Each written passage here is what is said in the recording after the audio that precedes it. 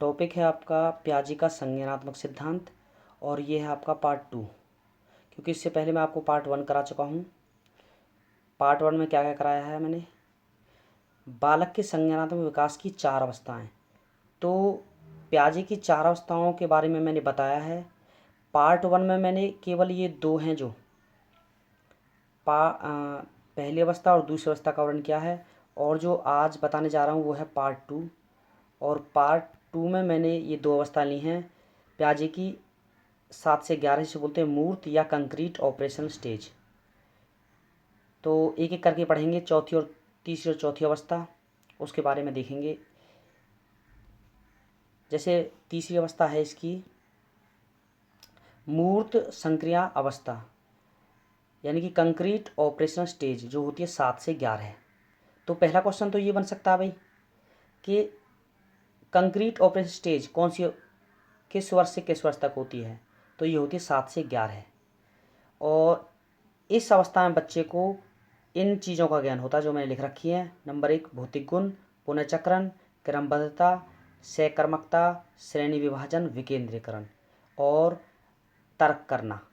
तर्क करना भी केवल घटना और वस्तुओं के बारे में जो दिखाई दे रही हैं उसे।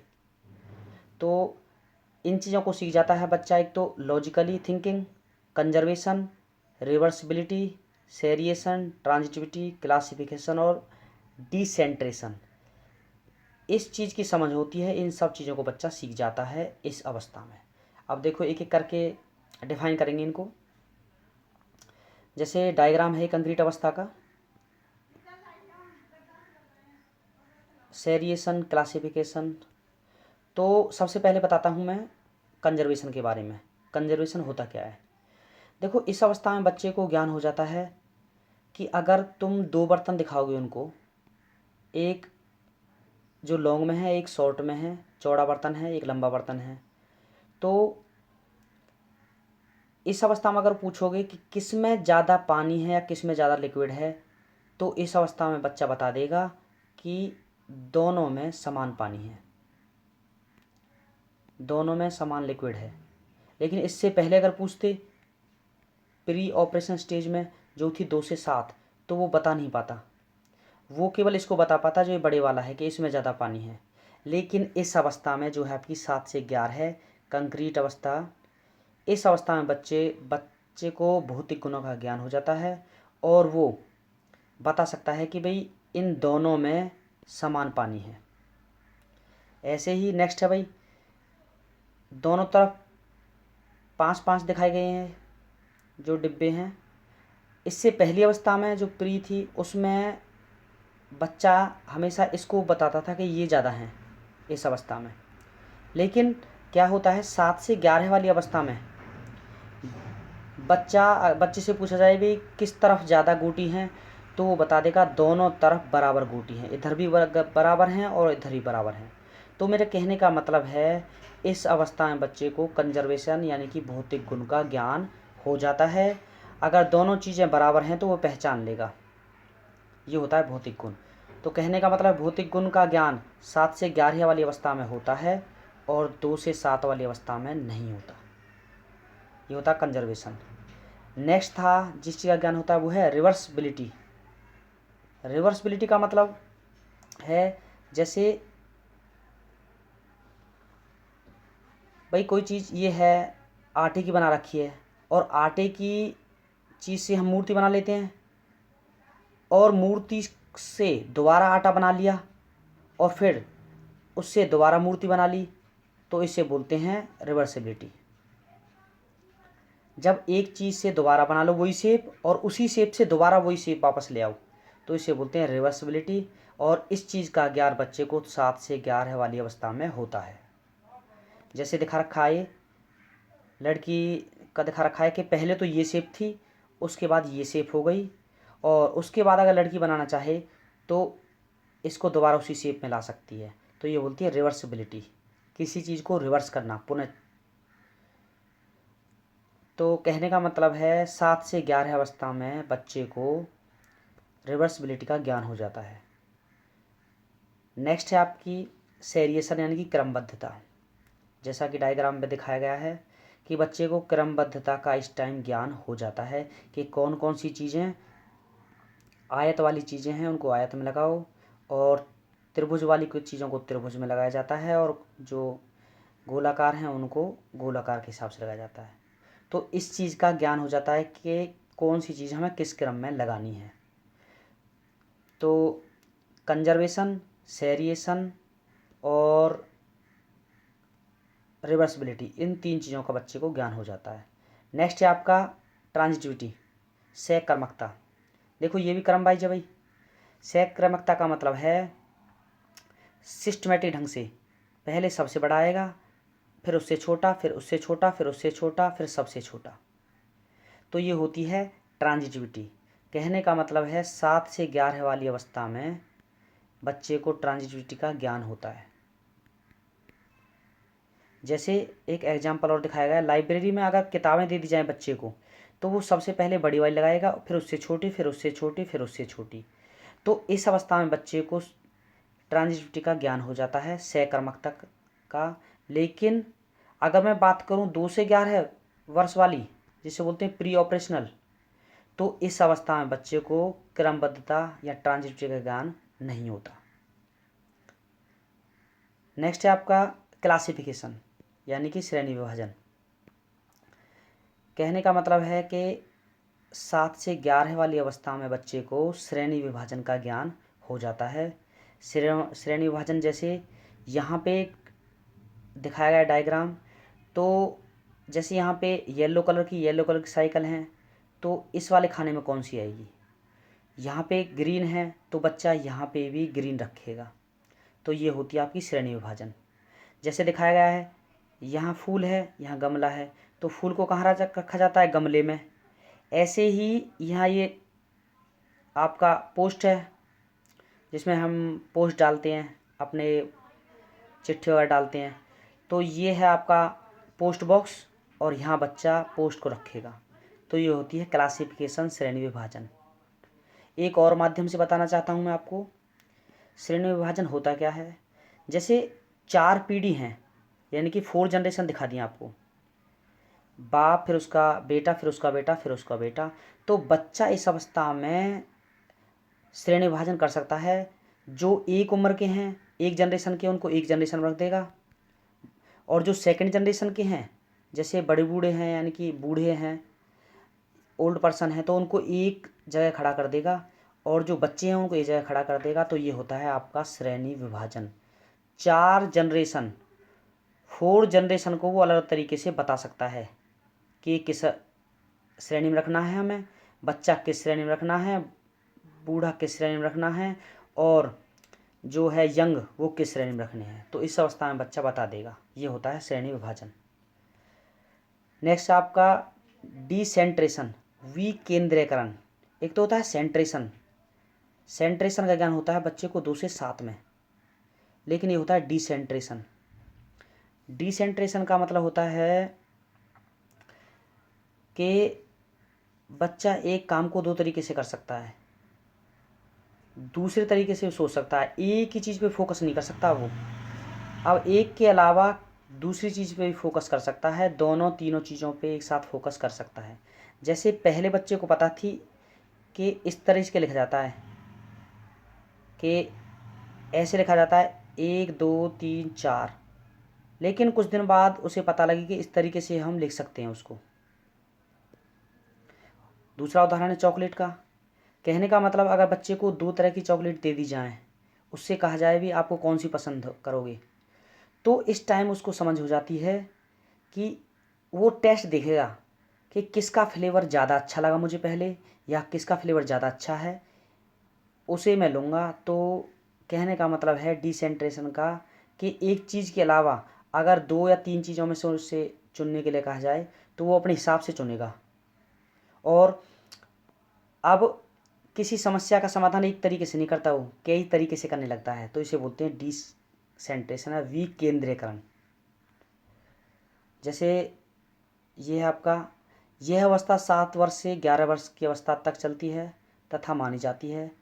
यह अधिक व्यवहारिक और यथार्थवादी होते हैं। एक तो ये ध्यान करना भाई, इस टाइम बच्चा यथार्थवादी और व्यवहारिक होता है। दूसरा, तर्क शक्ति की क्षमता का विकास होना प्रारंभ हो जाता है। मैंने आपको बता दिया लॉजिकली, जो पहला पॉइंट था, बच्चा तर्क करने लगता है। दूसरा, इस अवस्था में बच्चे वस्तुओं को उनके गुणों के आधार पर, मैंने आपको बताया था गुणों के आधार पर, कंजर्वेशन, गुणों के आधार पर पहचानने लगता है। नेक्स्ट है, इस अवस्था में बालकों में कुछ क्षमता विकसित हो जाती है, जैसे कंजर्वेशन, अर्थात जब कोई ज्ञान जो पदार्थ के रूप में बदल जाने के बाद भी मात्रा, संख्या, भार, आयतन की दृष्टि से समान रह जाता है, उसे कहते हैं कंजर्वेशन। मैंने आपको दिखाया भी है। फिर कहता है, इस संख्या बोध गणित को जानना और वस्तुओं को गिनना शुरू कर देता है। फिर है इसके अलावा क्रमानुसार मैंने बताया था आपको, वर्गीकरण, क्लासिफिकेशन बताया था, क्रमानुसार बताया था, सेरिएशन। तो इस चीज़ का बच्चे को ज्ञान होता है। अब क्वेश्चन किस तरीके से आएंगे पेपर में, आपकी 7 से 11 जो अवस्था है, कंक्रीट अवस्था, जिसे बोलते हैं मूर्त अवस्था। आरंभिक किशोर अवस्था का संबंध किस अवस्था से है? आरंभिक किशोर अवस्था, यानी कि आरंभिक 11 साल की उम्र में किशोर अवस्था आरंभ हो जाती है, तो इसे बोलते हैं आरंभिक। तो वो है, आरंभिक किशोर अवस्था को माना जाता है मूर्त संक्रांत अवस्था। 7 से 11 सही आंसर। नेक्स्ट है आपका, पियाजे के अनुसार संज्ञात्मक विकास के किस चरण पर बच्चा वस्तु स्थायित्व को प्रदर्शित करने लगता है? तो वस्तु स्थायित्व मैंने आपको बताया था, ये तो ऑब्जेक्ट परमानेंस का मतलब होता है जब ये होती है आपकी संवेदी, सेंसरी मोटरी। हालांकि क्वेश्चन पहले का है। नेक्स्ट है आपका, पियाजे के संज्ञानात्मक विकास के सिद्धांत की मूर्त संक्रियात्मक अवस्था निम्न योग्यता द्वारा लक्षित नहीं होती है। देखो भाई, इसमें नहीं है, कहने का मतलब संज्ञानात्मक विकास के सिद्धांत के अनुसार जो मूर्त है आपकी कंक्रीट 7 से 11, क्या क्या चीज़ होती है उसके अंदर? नंबर 1, क्रमबद्धता, मैंने आपको बताया था होती है। दूसरा, कंजर्वेशन, संरक्षण, ये होता है। तीसरा, विचारों की विलोम्यता, ये होता है। मानसिक द्वंद्व, ये नहीं होता। तो ये चीज़ें होती हैं उसकी। जैसे क्रमबद्धता को मैंने बताया था सेरिएशन, संरक्षक बताया था मैंने अब कंजर्वेशन, और विचारों की विलोम्यता का मतलब है चीज़ों को लॉजिकल थिंकिंग से सोच लगता है। तो ये 3 चीज़ हैं। बाकी जो मानसिक द्वंद्व, ये नहीं होता भाई, क्योंकि आपको नहीं का भी ध्यान करके चलना है पेपर में। नेक्स्ट है आपका, घटना और वस्तुओं के बारे में एक बच्चा तार्किक रूप से, देखना भाई, तर्क करने वाला, लॉजिकल थिंकिंग, मैंने आपको बताया तर्क करना, लेकिन वो भी घटना और वस्तुओं के बारे में जो दिखाई दे रही हैं, और उसे बच्चा सीखता है मूर्त अवस्था, जो है आपकी 7 से 11। तो क्वेश्चन आसान पूछे जाते हैं, पीटेट 2011 में आया हुआ है कि तार्किक रूप से घटना और वस्तुओं के बारे में, वो है आपका 7 से 11 कंक्रीट ऑपरेशन स्टेज। नेक्स्ट है आपका औपचारिक, देखो आप आपकी नेक्स्ट स्टेज शुरू है, वो है आपकी 11 से 15, औपचारिक 11 से 15। इसमें क्या होता है, इसमें बच्चे को अमूर्त वस्तुओं के बारे में कल्पना कर सकता है। पहला तो ये ध्यान करना है आपको, कल्पना कर सकता है, जो चीज़ दिखाई नहीं दे रही उनके बारे में भी, जो चीज़ें दिखाई नहीं दे रही, देखो मूर्त नहीं, अमूर्त पूछा कहा है इन्होंने, अमूर्त वस्तुओं के बारे में कल्पना कर सकता है। अमूर्त तर्क, यानी कि तर्क तो कर सकता है। इससे पहली अवस्था में जो थी 7 से 11, उस अवस्था में तो बच्चा केवल वस्तुओं को देखकर या घटनाओं को देखकर ही तर्क कर सकता था।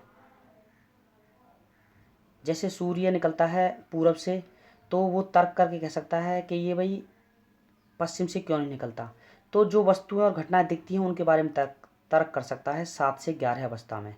लेकिन इस अवस्था में बच्चा अमूर्त, जो चीज़ दिखाई नहीं दे रही उनके बारे में भी तर्क कर सकता है। तीसरा कल्पना करना, यानी कि थिंकिंग हाइपोथेटिकली, थिंकिंग अब्स्ट्रैक्ट और थिंकिंग सिस्टमेटिकली, इनको ध्यान रख के चलना भाई। इस तरीके से सोचने लगता है बच्चा। इस टाइम कल्पना कर सकता है जो चीज़ दिखाई नहीं दे रही। एब्स्ट्रैक्ट थिंकिंग हो जाती है हाइपोथेटिकली और सिस्टमेटिकली। जैसे दिखाया गया भाई एब्स्ट्रैक्ट थिंकिंग, बच्चा इस टाइम बहुत डीप थिंकिंग हो जाती है उसकी, बहुत गहराई से सोचने लगता है हर बात को, वास्तविक अवास्तविक के बारे में जान जाता है। इस टाइम होती है डीप थिंकिंग, हर चीज़ को बड़े दिल से गहराई से सोचता है, समझता है और समस्या का समाधान करता है। जो ये अवस्था है देखना है। जैसे तार्किक चिंतन की क्षमता का विकास, देखो भाई तार्किक चिंतन, इस टाइम चिंतन शुरू हो जाता है तार्किक चिंतन, लेकिन तर्क होता है वो होता है अमूर्त अवस्थाओं के बारे में भी, जो दिखाई नहीं दे रही उसके बारे में भी तार्किक चिंतन कर सकता है। जैसे एलियंस के बारे में भी सोच सकता है जो दिखाई नहीं दे रही, तर्क कर सकता है। दूसरा समस्या समाधान, ये इम्पोर्टेंट है, क्वेश्चन आ सकता है समस्या समाधान के बारे में बच्चा कौन सी अवस्था में बता सकता है, वो है आपका 11 से 15 या 16। वास्तविक अवास्तविक में अंतर, ये भी इम्पोर्टेंट है, वो भी है आपकी 11 से 15 अवस्था।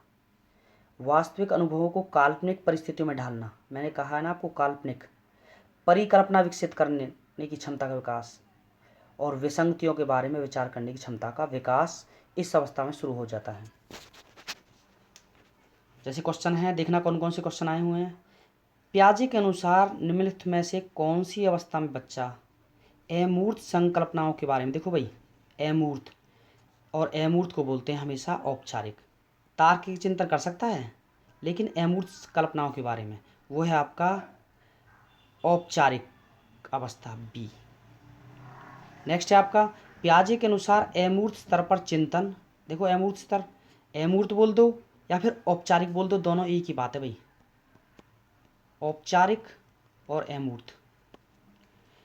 चिंतन बौद्धिक क्रिया और समस्या समाधान कर सकता है, चिंतन कर सकता है, बौद्धिक क्रिया कर सकता है। कौन सी अवस्था है वो है आपकी औपचारिक संक्रियात्मक अवस्था 11 से 16।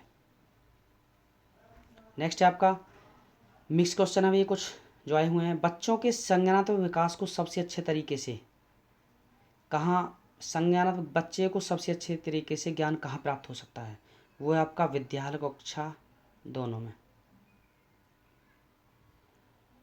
पियाजे के अनुसार 0 से 14 वर्ष की आयु वर्ग के बालक का मानसिक विकास 4 अवस्था में होता है।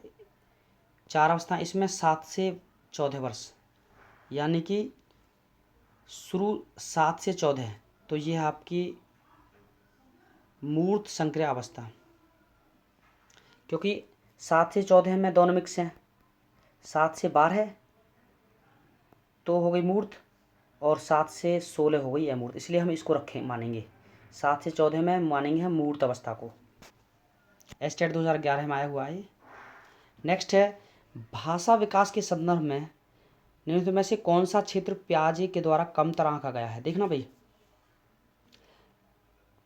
जो भाषा विकास के संदर्भ में, तो सामाजिक अंत्यक्रिया यानी कि समाज से बच्चा भाषा सीखता है, अनुवांशिकता भी है, विद्यार्थी द्वारा संक्रियात्मक रचना यानी कि स्कूल में जाकर भी, विद्यालय में जाकर बच्चा भाषा सीखता है, अहम केंद्रित भाषा, इसके लिए वो मना करता है, ये सबसे कम आंका गया है अहम केंद्रित भाषा। नेक्स्ट है जीन पियाजे के अनुसार अधिगम यानी कि पढ़ने के लिए, सीखने के लिए निम्नलिखित में से क्या आवश्यक है, वो है आपका ईश्वरीय न्याय पर विश्वास, मना करता है। वयस्कों के व्यवहार का अवलोकन, ये मना करता है। सही आंसर है शिक्षा के द्वारा पर्यावरण की सक्रिय छानबीन, यानी कि पर्यावरण में जाके और वहाँ एनवायरनमेंट में जाके वहाँ सीखना। एनवायरनमेंट का मतलब है बाहर की चीज़ों से ज़्यादा सीखना।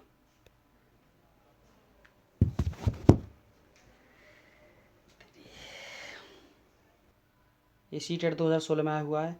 जहाँ भी आपको पर्यावरण से सीखने की बात मिल जाए तो सही आंसर वो होगा।